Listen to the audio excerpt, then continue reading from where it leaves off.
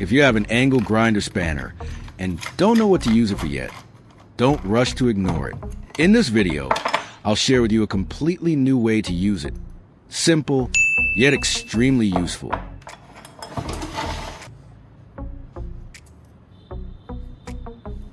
Next, I will mark the positions of the 2 pins on the spanner.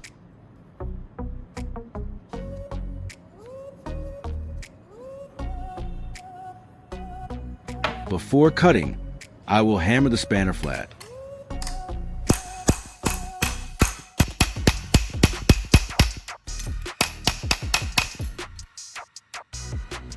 Now I will cut off both pins.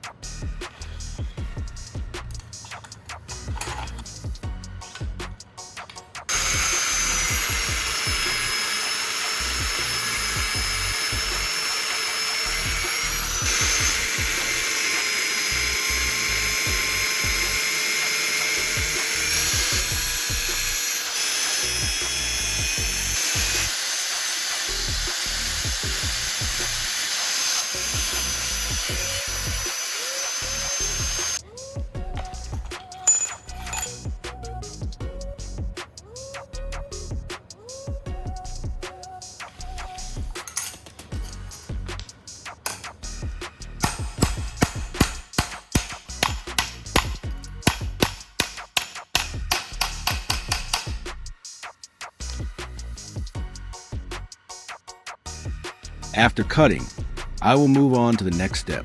Next, I will prepare 2 small pieces of wood, each about 7 centimeters long. I'll make sure they are cut evenly and have a flat surface, so they can be used more easily in the following steps. Next, I will place the hinge on top of the 2 wooden pieces and align it properly. Then, I will mark the drilling points according to holes on the hinge to ensure everything fits accurately in the next step.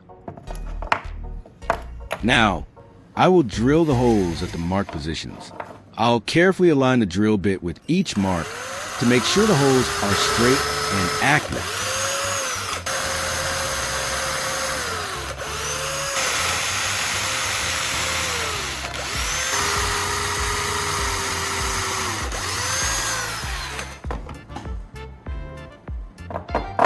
After drilling, I will use screws to fasten the hinge to the wooden pieces. I'll carefully insert each screw into the pre-drilled holes and tighten them one by one, making sure the hinge stays properly aligned.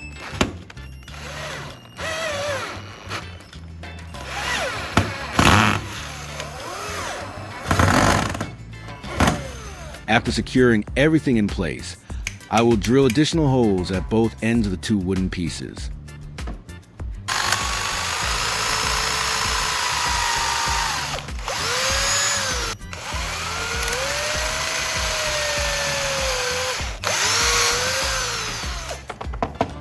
At 2 of the ends, I will insert screws to secure them firmly in place, making sure they are tightened properly for a strong hold. The other 2 ends will be left untouched, allowing some flexibility for the next step and making it easier to attach or adjust additional parts later on.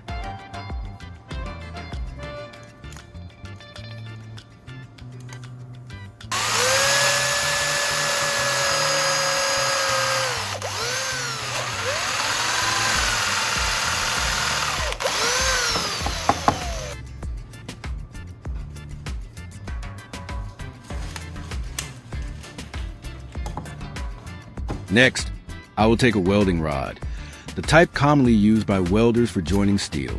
This rod is typically coated and designed to create strong, durable welds, making it ideal for this kind of DIY project. Now, I will attach the welding rod securely to the drill, making sure it is tightly held in the chuck so it can spin smoothly. Then, I will use pliers to grip the outer coating of the rod firmly. Once everything is in position, I will turn on the drill, allowing the rod to rotate while I hold it steady, helping to remove or shape the outer coating.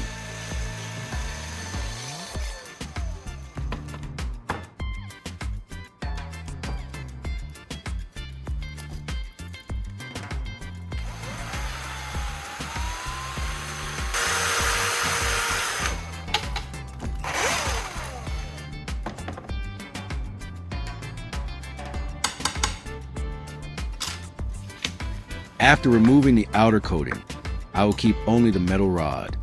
I will use it by inserting it into the remaining 2 holes on the wooden pieces, making sure it fits properly and aligns well for the next step.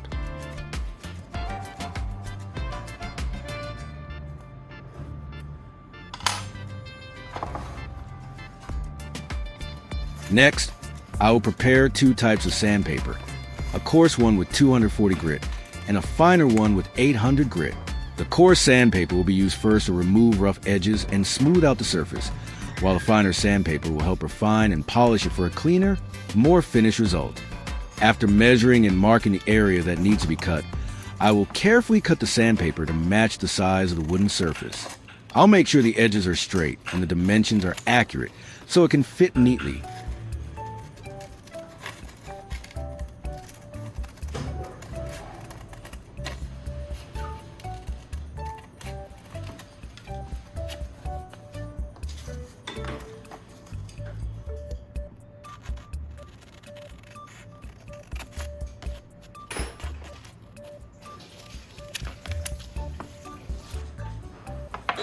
Next, I will use super glue to attach the sandpaper onto the surface of the wooden pieces. I'll apply a thin, even layer of glue to ensure good adhesion, then carefully place the sandpaper on top, pressing it down firmly so it sticks securely without any bubbles or misalignment. At this point, I have created a sanding block with 2 different surfaces, one coarse and one fine. This allows it to be used for both rough shaping and smooth finishing, making it a very practical and versatile tool. Next, I will prepare a larger wooden board to serve as the base for the entire setup. This base will provide better stability during use and create enough space to securely mount components, such as a hinge and the angle grinder spanner.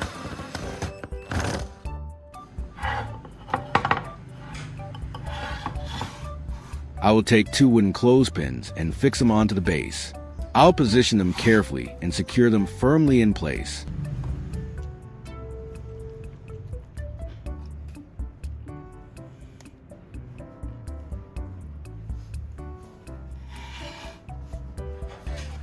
After preparing all the necessary components, I will now demonstrate how it works. This is a knife sharpening tool designed to help you maintain the correct sharpening angle. By keeping the blade at a consistent angle throughout the process, it allows for more precise and effective sharpening. As a result, the knife edge becomes sharper, more even, and easier to maintain over time. To secure the sharpening stone, I will use a rubber band to tie the 2 screws together. This helps keep the stone firmly in place during use, while still allowing for easy adjustment if needed.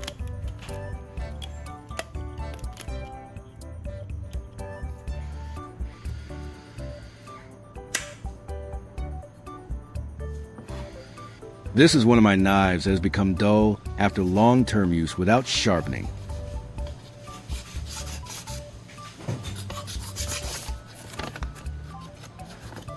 It struggles to cut through paper, requiring quite a bit of force just to get through. Even then, the cut is not clean or smooth. The blade tends to drag, snag, and tear the paper instead of slicing it effortlessly. This clearly shows that the edge has become dull over time and is no longer sharp enough for proper cutting, making it a good example to test the effectiveness of the sharpening tool. To begin sharpening, I will secure the knife using 2 wooden clothespins. I will start with the coarse sharpening first. Using the rough surface, I'll move the blade steadily along the stone while maintaining a consistent angle. A proper sharpening angle is usually around 15 to 20 degrees for most knives. While sharpening, I will keep the blade at a consistent angle against the surface, avoiding tilting it too much or too little.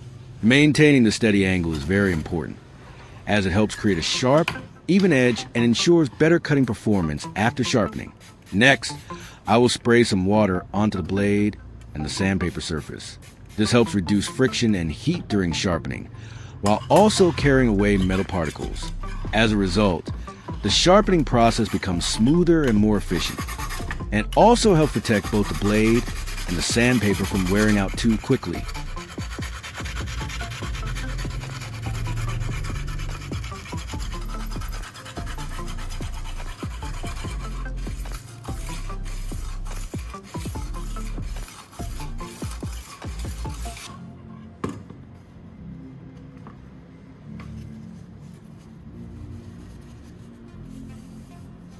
After sharpening, the blade becomes noticeably brighter and cleaner, especially along the edge. The surface looks more polished, and the edge feels much sharper to the touch. After finishing sharpening one side, I will flip the knife over and repeat the same process on the other side. I'll maintain the same angle and consistent motion to ensure both sides are evenly sharpened and the edge is well balanced.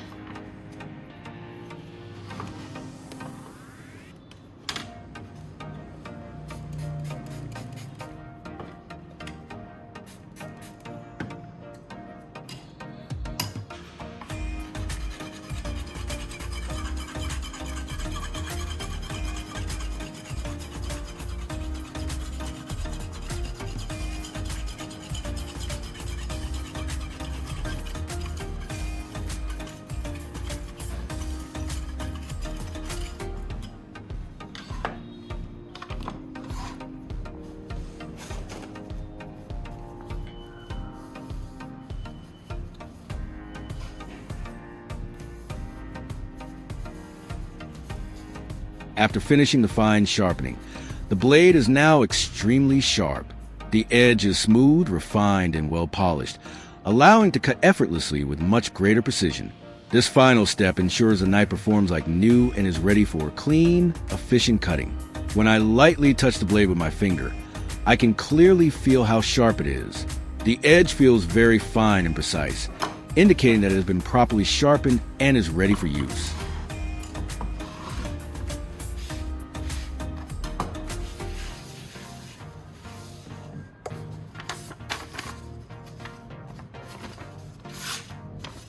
Now, the knife cuts through paper effortlessly. With just a light push, the blade slices cleanly and smoothly without tearing or snagging. The cut is straight and precise, clearly showing how sharp and well-refined the edge has become.